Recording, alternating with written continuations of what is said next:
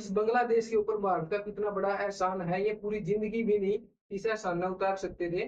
पर ये क्या कर देख लो, 30 लाख लोगों का कत्ल होया और 4 लाख औरतों की रेप करा था पाकिस्तानियों ने बांग्लादेशियों की, दोनों भाई भाई यार में इन्वॉल्वमेंट होगी भारत की इन। नमस्कार, जय श्री श्याम। सबसे पहले तो यह वीडियो देखो।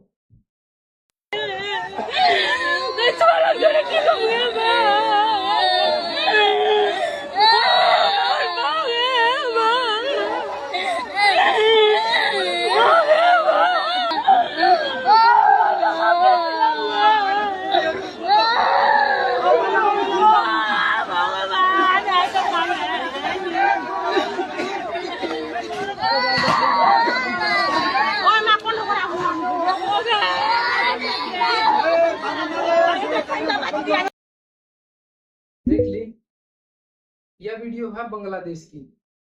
बांग्लादेश में इस टाइम पे हिंदुओं का बहुत बड़े लेवल पर जेनोसाइड हो रहा है और एक आंदोलन लगभग 1 महीने तक बांग्लादेश में चल रहा है। ये आंदोलन तो था स्टूडेंट्स का, पर कहीं ना कहीं ईद इस टाइम पे हिंदू टारगेट करे जा रहे हैं और उनका जेनोसाइड हो रहा है। आंदोलन अपना रूप ही बदल लिया है। इस आंदोलन का भारत में क्या असर पड़ रहा है, एक बात तो यह आज हम डिस्कस करेंगे। दूसरी बात डिस्कस करेंगे कि बांग्लादेश की खुद की के औकात है।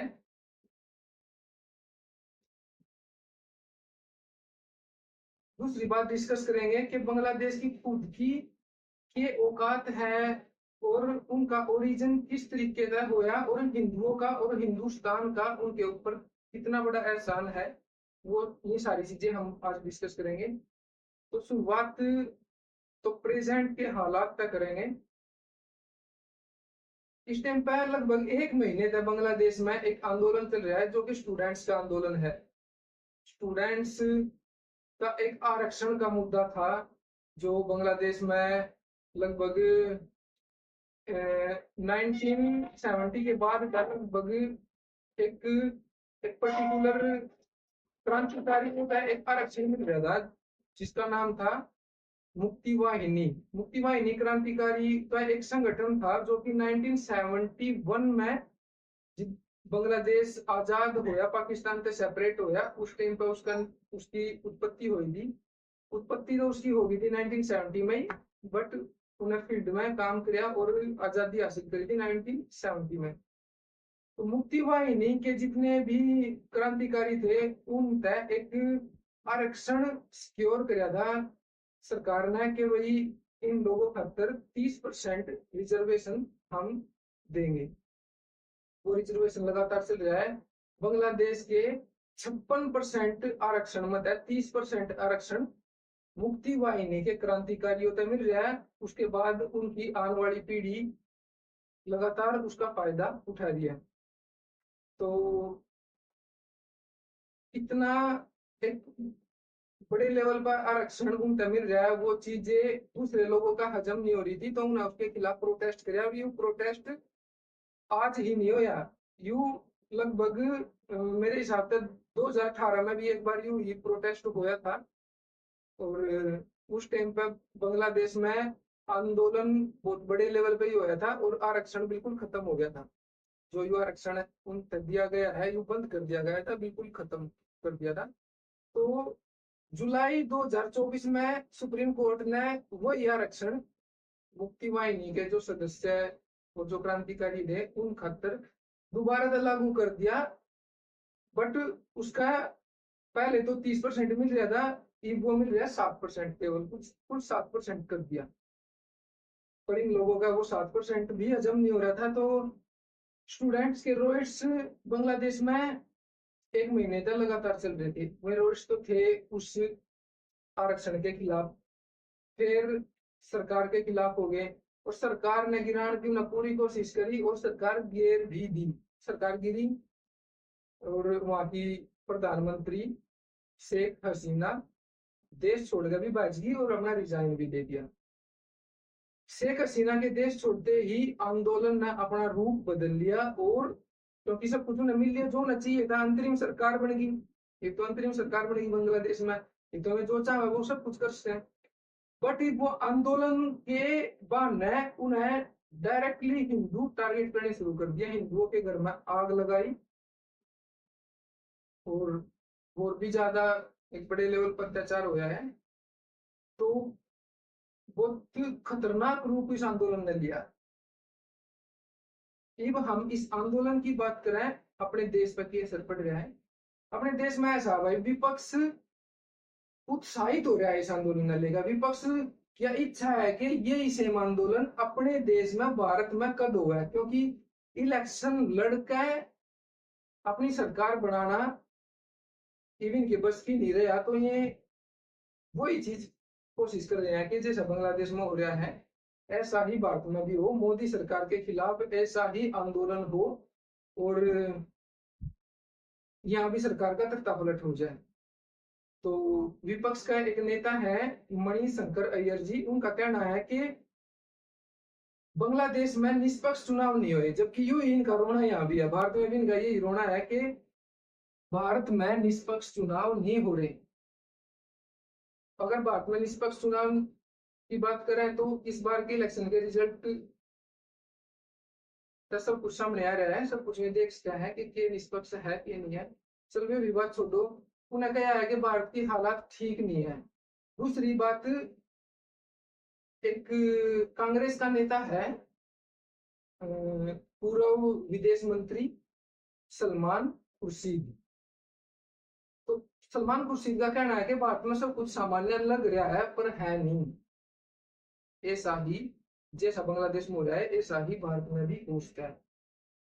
तो इस चीज तक हम विपक्ष की मेंटलिटी अपने आप जज कर सको हो, अपने अपने हिसाब से देख लियो कि सही है कि गलत है। मैंने तो एक सच्चाई बताने की कोशिश करी है।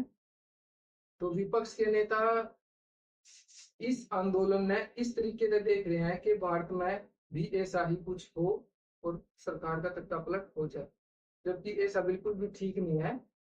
तो चुनाव के बिना सरकार गिरना ये अच्छी और देश के लिए ठीक बात नहीं होगी। देश का इसमें बहुत ज्यादा नुकसान हुआ है। विपक्ष अंतरिम सरकार बनावेगा बट उसका अलग जो एक लेवल पे जेनोसाइड और दंगे हुआ है जिससे देश का बहुत ज्यादा नुकसान हुआ है, वो चीज ये नहीं समझ रहे और इन्हें देखना भी नहीं है। इन्हें अपना खुद का पर्सनल लालच ही दिखता है सदा तक। चलो इस बात ने हम यही खत्म करें। अब हम बात करेंगे बांग्लादेश के ओरिजिन के बारे में। बांग्लादेश के ओरिजिन के बारे में अगर हम बात करें, 1970 में बांग्लादेश के एक नेता शेख मुजीब उर रहमान ने अपनी सरकार बनाई थी। उस टाइम पर बांग्लादेश और पाकिस्तान एक ही देश था, वो पूर्वी पाकिस्तान, और ये इस टाइम जो पाकिस्तान है वो पश्चिमी पाकिस्तान था। तो शेख मुजीबुर रहमान ने जब सरकार बनाई उस टाइम पे इस पाकिस्तान के आर्मी ने उसका शपथ ग्रहण नहीं करने दी। उन्हें ये चीज बर्दाश्त नहीं हो रही थी कि पूर्वी पाकिस्तान का कोई नेता हमारे ऊपर रूल करे, या फिर क्योंकि उनके अंदर आपस में ही बहुत ज्यादा नफरत पहले से ही थी, क्योंकि रंग भेद और वो उनका लोग सारा सिस्टम ही अलग था। ये पाकिस्तानी, ये पंजाबी में बंगाली की भाषा भी अलग, उनकी भाषा भी अलग। तो उन बस बना दिया था एक देश, ये आपस में इनकी कोई बॉन्डिंग उतनी बढ़िया नहीं थी सदा ही। तो 1970 में शेख मुजीबुर रहमान की सरकार बनी मेजोरिटी में। तो बांग्लादेश के जो लोग थे वे बहुत खुश थे, पर पाकिस्तान के लोग उस चीज से बहुत नाराज थे, वे नहीं चाहे थे। तो उसका सरकार बनाने पे शपथ ग्रहण नहीं करने दी, मतलब वो प्रधानमंत्री नहीं बनने दिया। शेख मुजीबुर रहमान ने इसके खिलाफ एक आंदोलन शुरू कर दिया था। उसका कहना था कि हम अपना अलग ही देश बनावेंगे, हमने इस पाकिस्तान के साथ मिलकर रहना ही नहीं। पश्चिमी पाकिस्तान, पूर्वी पाकिस्तान, ऐसा खेल ही खत्म करो, वो पाकिस्तान अलग रहोगा, हम अपना देश बनावेंगे बांग्लादेश। तो उस आंदोलन में पाकिस्तान के लोगों ने बहुत बहुत बड़े लेवल पर बांग्लादेश में अत्याचार करे थे। और जो शेख मुजीबुर रहमान था वो पाकिस्तान की सरकार ने, अंतरिम सरकार ने गिरफ्तार करके और अपनी जेल में गिर दिया। वो पाकिस्तान में ही जेल में पड़ा रहा। तो उस टाइम पे एक जो शेख मुजीबुर रहमान के जो सपोर्टर थे, क्योंकि मेजोरिटी में सरकार बना रखी थी बांग्लादेश में, तो उसके बहुत चाहने वाले थे, वो सपोर्टर थे। तो उन्हें वो चीज बर्दाश्त नहीं हुई, उन्हें बड़े लेवल पर आंदोलन शुरू कर दिया। तो उस आंदोलन ने दबाने खातर पाकिस्तान तय लोग बांग्लादेश में पहुंचे और बांग्लादेश में खतरनाक लेवल का उन्हें उनके गेल अत्याचार करना शुरू कर दिया। तो पाकिस्तानियों ने बांग्लादेश पर अत्याचार किया, दोनों भाई भाई। दूसरी बात, बांग्लादेश में जिस टाइम पर अत्याचार हो रहा था 30 लाख लोग कट्टे थे और 4 लाख औरतों के साथ रेप किया गया। तो 30 लाख लोगों का कत्ल होया और 4 लाख औरतों की गेल रेप करा था पाकिस्तानियों ने बांग्लादेशियों की, दोनों भाई भाई यार में इन्वॉल्वमेंट होगी भारत की। इन बांग्लादेश के ऊपर भारत का कितना बड़ा एहसान है, ये पूरी जिंदगी भी नहीं इस एहसान न उतार सकते थे। पर इन्हें क्या कर देख लो इस टाइम पे जो बांग्लादेश में हिंदुओं की गेलो जो अत्याचार हो रहा है, वो चीज इनकी मेंटलिटी ने खूब बढ़िया तरीके से दर्शावा है कि इनका क्या लेवल है, इनकी क्या सोच है। इनके ऊपर कोई कितना भी एहसान कर लो, इनका कुछ फर्क नहीं पड़ता, इन अपना रंग रूप बाद में दिखाना ही होगा। जिस टाइम पाकिस्तान बांग्लादेश पर अत्याचार कर रहा था, बांग्लादेश तक 10 लाख लोगों ने भारत में शरण ली थी। बांग्लादेश छोड़कर 10 लाख लोग भारत में आए थे और वे 10 लाख लोग जिस टाइम भारत में थे, भारत में प्रधानमंत्री थी इंदिरा गांधी, और इंदिरा गांधी ने फैसला लिया था कि यू अत्याचार हम सहन नहीं कर पाएंगे, हमारे पे नहीं देखा जाएगा, बांग्लादेश भी हमारा भाई है, ये बांग्लादेश भी मेरे भाई है। तो इनकी जो अत्याचार हो रहा है वो ठीक नहीं है, हम इसके खिलाफ पाकिस्तान की गेल लड़ भी है और लड़ाई करते तैयार है बिल्कुल। तो इंदिरा गांधी ने उस टाइम पर अपने जनरल मानेक साथ बात करी। जनरल मानेक साथ कहा था कि हम बांग्लादेश पे अटैक कर देंगे। बांग्लादेश पे अटैक करने का मतलब है पाकिस्तान पर अटैक करना, क्योंकि वहां आर्मी पाकिस्तान की आई हुई थी और वो अत्याचार कर रही थी बांग्लादेशियों के ऊपर। तो जनरल मानेक शाह ने कहा कि इस टाइम हम बांग्लादेश पे अटैक नहीं कर सकते, क्योंकि वो समय था अप्रैल का और अप्रैल में वो ज्यादा बारिश हुआ है वहां पे। तो मानेक शाह ने कहा था कि इस बारिश के मौसम में और इस दलदल में हम युद्ध नहीं कर पाएंगे, हमने नवंबर तक इंतजार करना पड़ेगा, उस तक हम कुछ नहीं कर सकते। तो नवंबर तक बांग्लादेश में एक संगठन, एक ऑर्गेनाइजेशन का निर्माण किया था जिसका नाम था मुक्ति वाहिनी, और वो ही संगठन है जिसके कारण आज जो आंदोलन हो रहा है उस मुक्ति वाहिनी का ही सपोर्ट किया था। मुक्ति वाहिनी के संगठन बांग्लादेशी लोग इकट्ठे करे थे, उसके अप्रैल में भारत में लाया गया, नवंबर तक उनका ट्रेनिंग दी गई थी युद्धकरण की, जो कि ट्रेनिंग भारत ने ही दी थी। भारत ने उनका बांग्लादेशी होता है ट्रेनिंग दी, उनका सिखाया लड़ना, उनका हथियार दिए, और फिर नवंबर में भी वापिस वहां भेजे, और फिर नवंबर में पाकिस्तान गेल उनका लड़ने की शक्ति दी और वह लड़ाई शुरू हो गई। नवंबर में और दिसंबर में, नवंबर दिसंबर में युद्ध हुआ था। तो लगभग 3 दिसंबर का युद्ध शुरू हुआ था और 16 दिसंबर में खत्म हो गया था। उस टाइम पे भारत की जो आर्मी है वह ज्यादा ध्यान दे रही थी बांग्लादेश पे और कम ध्यान था पाकिस्तान पे। पाकिस्तान के बॉर्डर पे सिर्फ डिफेंस खातर बहुत कम लेवल पर आर्मी लगाई हुई थी, और उनका मानना था कि हम पाकिस्तान पर सिर्फ डिफेंस करेंगे और लड़ाई बांग्लादेश में करेंगे। उसी का फायदा उठाया था जो बॉर्डर फिल्म में बताया गया है, जो लोंगेवाला में जो मेजर कुलदीप सिंह 128 जवानों के साथ थे और वे आए थे 2800 जवानों के गेल, 120 जवान थे, हाँ सॉरी, और वे 2800 जवानों की गेल आर्मी लेकर पाकिस्तानियों ने लोंगेवाला पर अटैक किया था रात के टाइम पर। तो वो भी चल, हाँ इस बारे में भी बात कर रहे हैं कि पाकिस्तान ने 2800 जवानों के गेल जवान लेकर अटैक किया लोंगेवाला पे रात के टाइम पे, और लोंगेवाला पे उस टाइम पे भारत के कुल 120 जवान तैनात थे। पाकिस्तान की तरफ से लड़न खतरा आया था तारिक मीर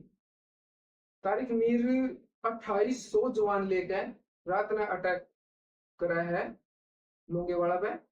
तो उस टाइम पे भी बॉर्डर फिल्म में भी आपने देख लिया होगा, और किस तरीके से 120 जवानों ने हाँ उस टाइम पर कुलदीप सिंह चांदपुरी तय बात कही गई थी कि आप पीछा हट जाओ, क्योंकि मैं एक बड़ी सेना लेकर आ रहे हैं और आपके पास केवल 120 ही जवान है।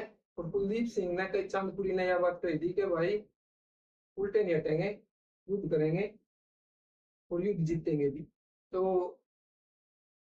इंडिया की आर्मी ने जो एंटी टैंक माइन्स हुआ है ना, उनके उनके द्वारा थे तो थोड़े ही माइन्स, पर उन्हें टिपन जो खाने के टिपन हुए ना उनमें ईंट भर भर गए, आगे आगे तो माइन्स लगा दिए, पीछे पीछे में वे लगा दिए जो टिपन थे। तो पाकिस्तान की आर्मी आई, इतनी समझदार थी, उनकी एक दो टैंक तो उड़ गए, जो असली के जो माइन्स थे उनके ऊपर आए और उड़ गए। उन्हें सोचा कि भाई सारे ना माइन्स बिछ रहे हैं, उन्हें इंजीनियर बुलाए और सारे माइन्स बाहर निकलवाए रात में, क्योंकि कुलदीप सिंह चांदपुरी ने पता था कि एक बार सुबह होगी फिर हम इन्हें जीण नहीं देंगे, फिर हम इनकी काबू में नहीं आएंगे, बस एक बार सुबह तक का इंतजार है, क्योंकि एयरफोर्स उस टाइम पर रात ने नहीं लड़ सके दी, तो सुबह का इंतजार उन्हें करना ही था।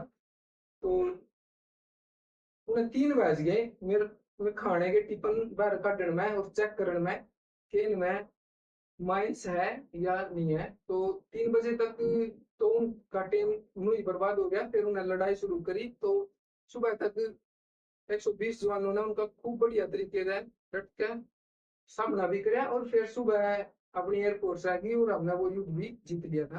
तो अब हम बात करें उसी ही युद्ध में पाकिस्तान ने एक अपना जहाज भारत में भेजा था। भारत का सबसे बड़ा जहाज था, उसने डुबोना था। भारत का सबसे बड़ा जहाज था उस टाइम पे INS Vikrant, Indian naval ship Vikrant. और पाकिस्तान ने भेजा था अपना सबसे बड़ा जहाज PNS गाजी। तो PNS गाजी भारत में आया, और भारत के जो सबसे खराब जहाज था ना राजपूत, वो खराब हो रहा था उस टाइम पे, विशाखापट्टनम पे खड़ा था और खराब जहाज था। तो उसने वो PNS गाजी वहीं डुबो दिया था, क्योंकि भारत में एक अफवाह चलाई गई थी कि एक बहुत बड़ा जहाज यहाँ पर आ रहा है, क्योंकि उन्हें पता था कि भाई भारत में पाकिस्तान के भी जरूर गुप्तचर है, तो पाकिस्तान भगाना जरूरी था कि INS विक्रांत विशाखापट्टनम में है, जहां पे अपना INS राजपूत खड़ा था। और INS राजपूत उस टाइम पे खराब हो रहा था, और अपनी मतलब सर्विस खातर वो वहां पे था, और उन्हें एक अफवाह फैलाई थी कि विशाखापट्टनम में एक बहुत बड़ा जहाज आ रहा है और उसका अंदर फ्रूट्स की फल की व्यवस्था करी जावे। तो एक झूठी अफवाह फैलाई थी कि यहाँ पे INS विक्रांत आवेगा, और ये सब चीज हुई भी। पाकिस्तान वालों ने सोचा कि सच में ही INS विक्रांत आवेगा, और जहाँ INS विक्रांत था PNS गाजी ने वहां जाना था पर वहां नहीं गया, जहाँ INS राजपूत था वहां गया। और INS राजपूत के द्वारा वो गया, उसने अपने द्वारा आने से पहले ही वहीं डुबो दिया।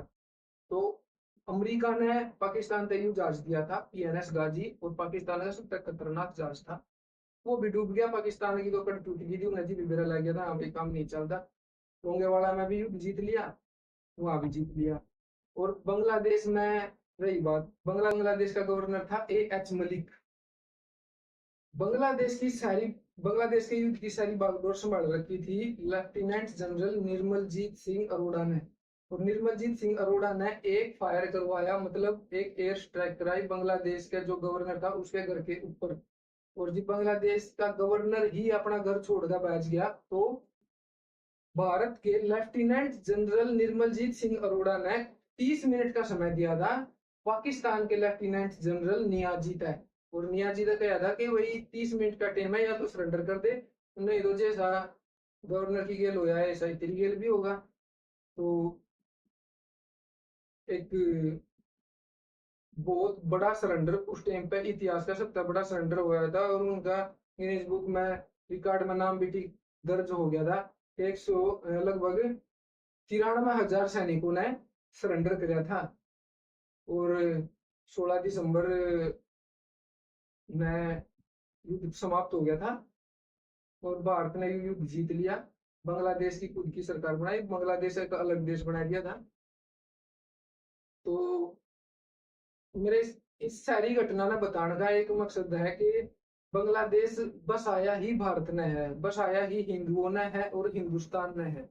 और आज में अपना पास्ट भूल गए और हिंदुओं की गेल जो अत्याचार में कर रहे हैं वो बिल्कुल भी ठीक नहीं है। बल्कि उनकी जो अंतरिम सरकार बनी है इस टाइम पर वो कहीं ना कहीं थोड़ा बहुत हिंदुओं के पक्ष की बात कर रही है, पर देखो कहाँ तक के होएगा।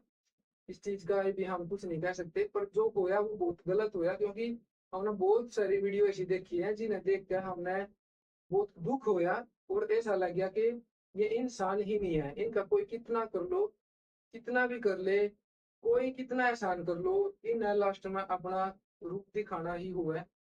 तो आज की इस वीडियो में जो थोड़ी बहुत इंफॉर्मेशन मेरे द्वारा थी मैंने था बताई। और आज खातर बस इतना ही। धन्यवाद।